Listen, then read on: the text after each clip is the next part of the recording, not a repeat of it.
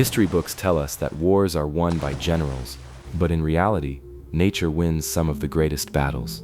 There are countries in this world protected not by their armies, and not by nuclear weapons, but by mountains that have stood for thousands of years, deserts that stretch beyond the horizon, and oceans that refuse to be crossed. Today, we're entering one of those places where nature itself seems to say, "Stop." A place where geography becomes destiny, and nature becomes a weapon. So, if you're ready, let's find out why Japan is one of the hardest countries in the world to conquer. Because to understand Japan, you have to look beyond its armies. You have to look at the sea surrounding it. Japan's greatest natural defense doesn't begin on its shores. It begins much farther away, out at sea. Japan is a vast chain of islands stretching out into the ocean, just off the eastern edge of Asia. And being separated from the mainland creates one enormous problem for anyone trying to invade it. Because a land army can't simply cross a border and march into Japan. It can't drive its tanks across a highway. It can't send thousands of trucks directly into the country. First, it has to cross the sea. And moving a massive army across the sea isn't as simple as putting soldiers on ships and setting sail. You need tanks. You need fuel. You need ammunition. You need food. You need medical supplies. And all of it has to travel hundreds, sometimes thousands of kilometers across the ocean while under threat from the enemy. On a land battlefield, an army has roads behind it.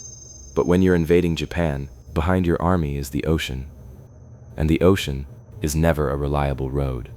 Storms, rough seas, poor visibility, changing weather, and countless natural obstacles waiting before you even reach the shore. But Japan's natural defenses don't end when you reach the coast. In fact, that's when they really begin. Japan has 4 major main islands: Hokkaido, Honshu, Shikoku, and Kyushu. But much of the country is covered by mountains. Flat, open land is limited. Most major cities and agricultural areas are concentrated along the coastal plains. And this creates a strange problem for an invading army. There are places where you can land, but as you move inland, the terrain becomes increasingly difficult. Mountains, deep valleys, heavily forested slopes, and a limited number of routes through the country. For a large army, war isn't just about fighting the enemy. You have to move thousands of soldiers, transport heavy equipment, deliver fuel, and keep the entire force constantly supplied.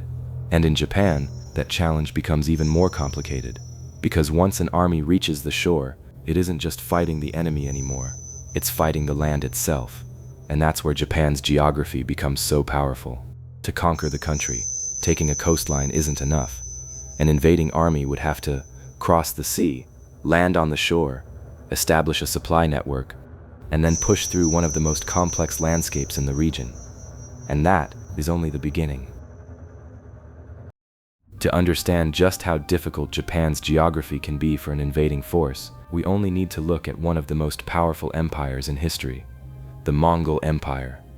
In the 13th century, the Mongols controlled much of Asia. On land, they seemed almost impossible to stop. But Japan was different. Because here, the Mongols couldn't fight the kind of war they were used to. There were no endless steppes, no vast land routes, no open roads stretching toward the enemy. Instead, there was the sea. In 1274, Mongol forces launched an invasion of Japan. Their first target was the island of Kyushu. The initial attack put the Japanese defenders under enormous pressure. The Mongols were experienced warriors. They had a larger force, and the Japanese were facing weapons and tactics they had never encountered before. But then, the weather changed.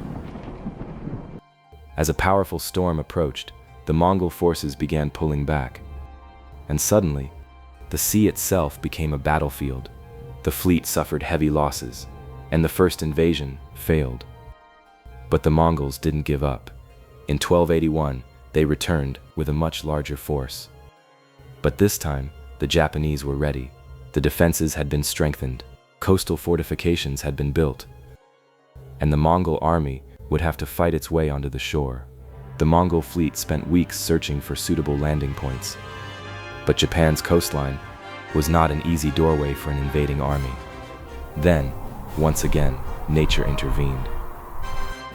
A powerful typhoon struck the Mongol fleet. Ships were destroyed, thousands of people died, and the massive invasion force was scattered. The Japanese gave this wind a name, kamikaze, the divine wind. Today, when we hear the word kamikaze, most people think of World War II, but the word itself comes from much earlier. It was inspired by the storms believed to have protected Japan from the Mongol invasions. But the historical reality is more complicated than that. Japan wasn't saved by luck alone. The resistance of the Japanese defenders also played an important role. And in 1281, the defensive preparations made by the Japanese made it much harder for the Mongols to establish a foothold. Still, the two invasion attempts showed just how powerful Japan's geography could be as a defensive system. An invading army first had to cross the sea, then land on the coast, then break through the defenses, and all of this while dealing with unpredictable weather. Japan's first great line of defense was the sea, the second was the coastline, but the third was the country itself. Centuries passed. Warfare changed. Ships became larger, aircraft filled the skies, and armies gained the ability to move across entire oceans. But Japan's geography never changed. By 1945, Japan was approaching the end of World War II. The country had suffered devastating bombing campaigns.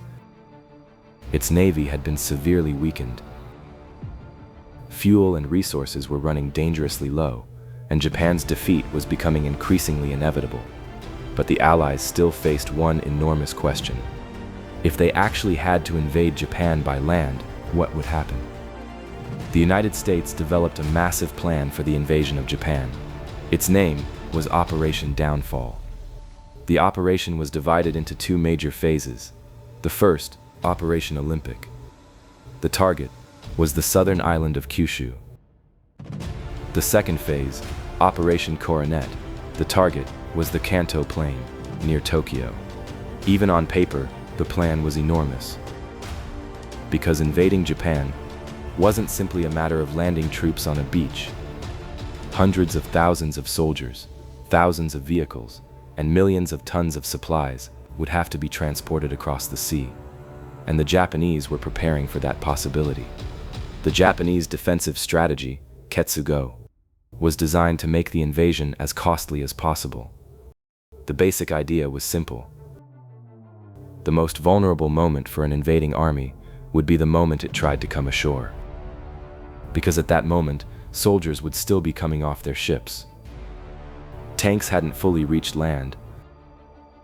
Supply lines hadn't been established, and the invading force hadn't yet secured the battlefield.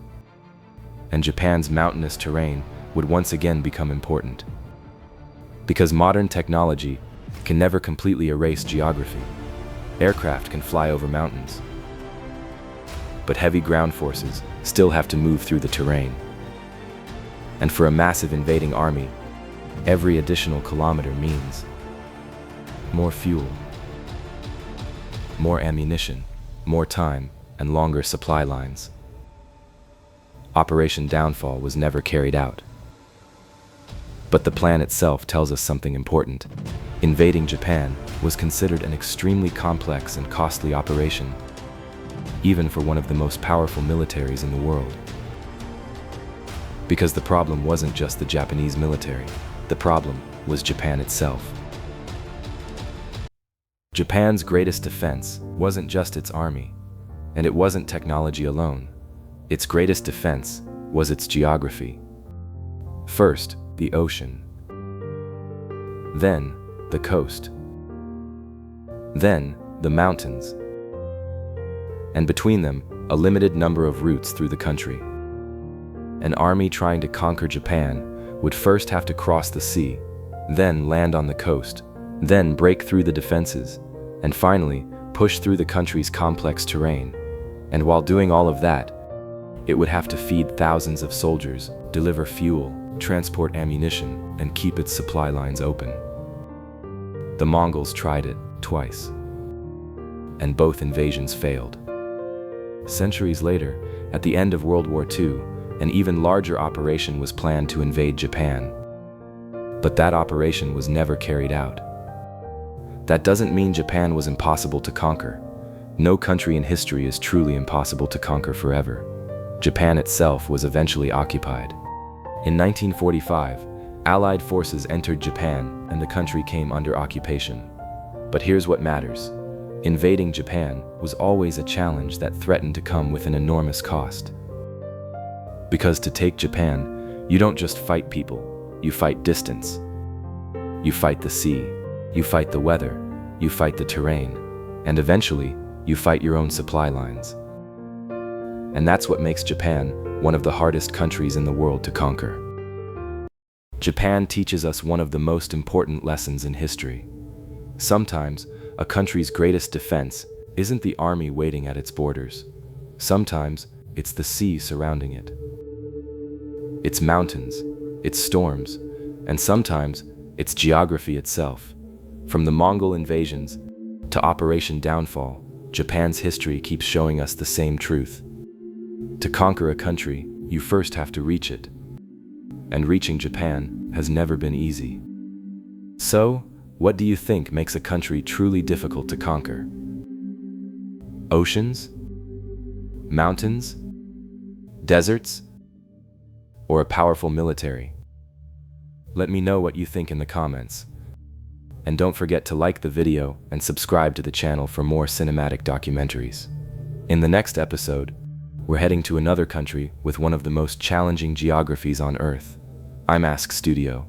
Thank you for joining me on this journey for mythic wildlife.